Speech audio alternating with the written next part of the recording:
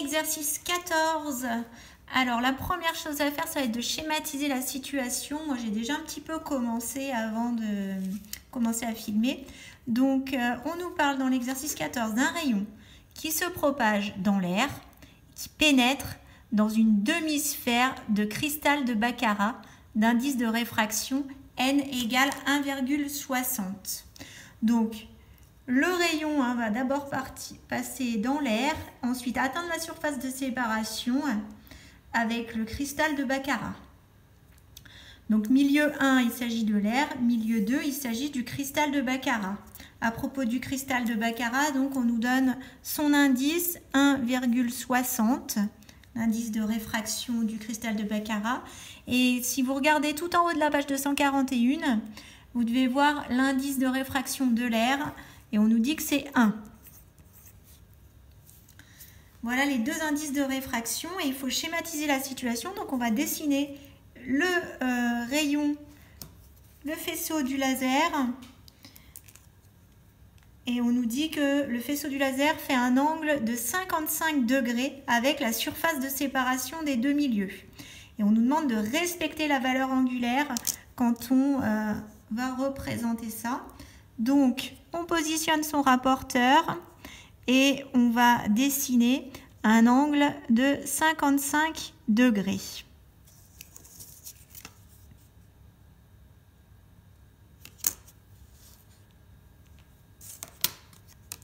J'ai l'impression que ça ne fait pas 55 degrés là. Ah si. Donc un angle de 55 degrés. Voilà, la lumière va arriver comme ceci. Ici, 55 degrés. Attention, puisqu'on nous dit qu'on a 55 degrés avec la surface de séparation entre les deux milieux. Ce qui ne correspond pas à l'angle d'incidence. Donc là, s'il y avait un piège, attention, l'angle d'incidence, vous savez que c'est toujours entre la normale et le rayon incident. Donc l'angle d'incidence, I, il est ici. Vous savez quelle est sa valeur? Donc si on a 90 degrés entre la normale et la surface, du coup 90 moins 55, ça nous fait, suspense, 35 degrés. Voilà, donc là on a schématisé. Il faudrait pouvoir schématiser aussi le rayon réfléchi et le rayon réfracté. Mais pour l'instant, on ne les connaît pas. Donc, ça c'est pour notre question A. Pour la question B, on va utiliser les lois de Snell-Descartes. Donc pour la question B, loi de Snell-Descartes.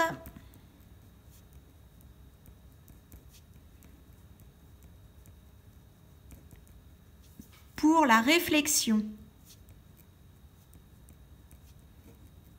Alors, elle dit quoi la loi de Snell-Descartes pour la réflexion? Normalement, vous devez l'avoir apprise. On l'a vu dans la leçon. Elle dit que l'angle d'incidence, I, est égal à l'angle de réflexion, I'. Donc ici, l'angle de réflexion,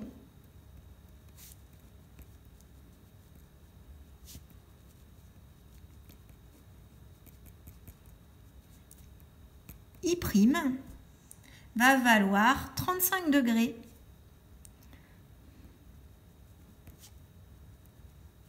Comme l'angle d'incidence, puisqu'ils sont égaux. Peut-être que vous auriez pu aussi noter, parce que là, le 35 degrés, vous avez compris comment j'ai fait pour l'obtenir. J'ai fait 90 moins 55. Voilà, donc 35 degrés. Et on va le représenter. Bon, d'ailleurs, je pourrais mettre mon rapporteur comme ça. Ce serait peut-être plus pratique en fait. Voilà, et je dessine 35 degrés.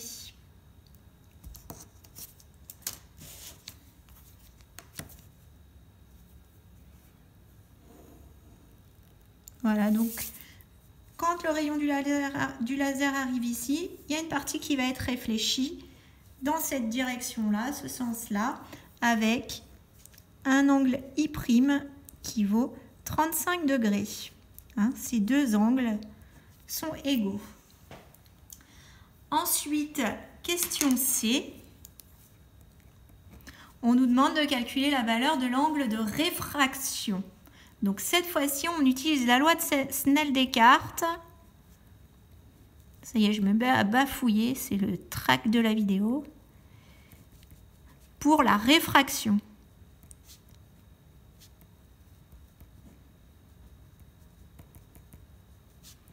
La loi de Snell-Descartes pour la réfraction, est-ce que vous l'avez en tête? Donc c'est l'indice N1 du premier milieu multiplié par le sinus de l'angle incident qui est égal à l'indice du deuxième milieu multiplié par le sinus de l'angle de réfraction qui sera par ici. Hein. L'angle de réfraction qu'on va noter R. Et nous, justement, on cherche la valeur de l'angle de réfraction R. Donc, on va chercher à isoler sinus R.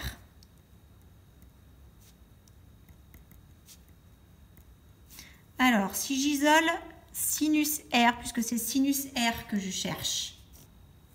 Alors, si j'isole sinus R, je vais laisser N1 fois sinus I1 de ce côté, mais par contre, je vais passer N2 de l'autre côté. Et là, j'avais une multiplication. Hein.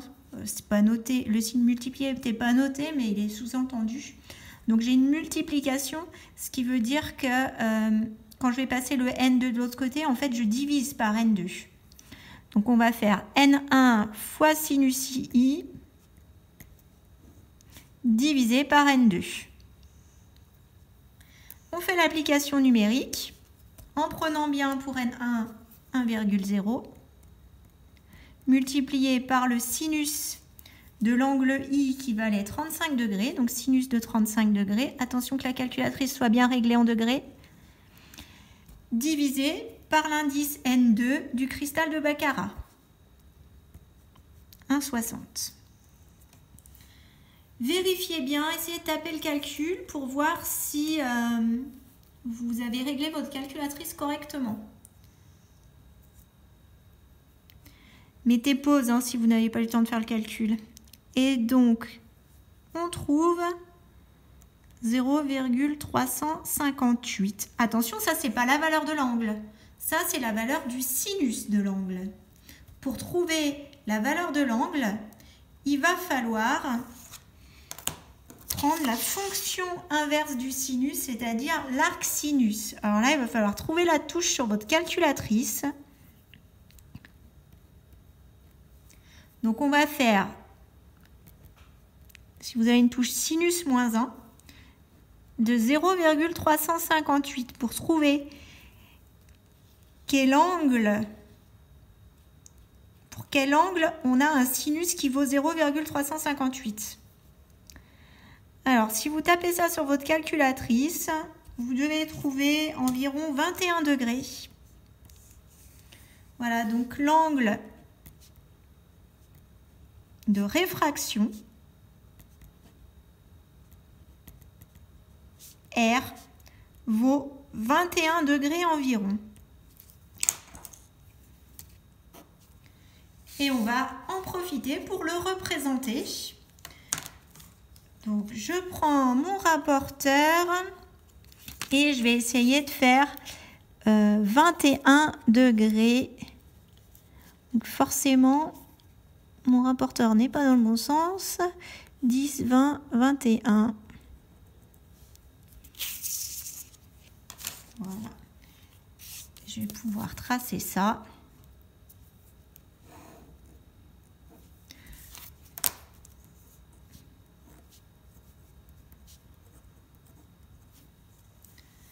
Voilà, on a nos trois angles. Donc, On envoie de la lumière comme ceci. Arrivé ici, une partie va se réfléchir avec un angle de 35 degrés et une autre partie va réussir à passer dans le cristal de baccarat avec un angle de 21 degrés par rapport à la normale. Voilà, j'espère que vous avez réussi à faire tous ces calculs, ce qui n'est pas très facile à faire. Et je vais vous donner un autre exercice pour être sûr que vous y arriviez bien.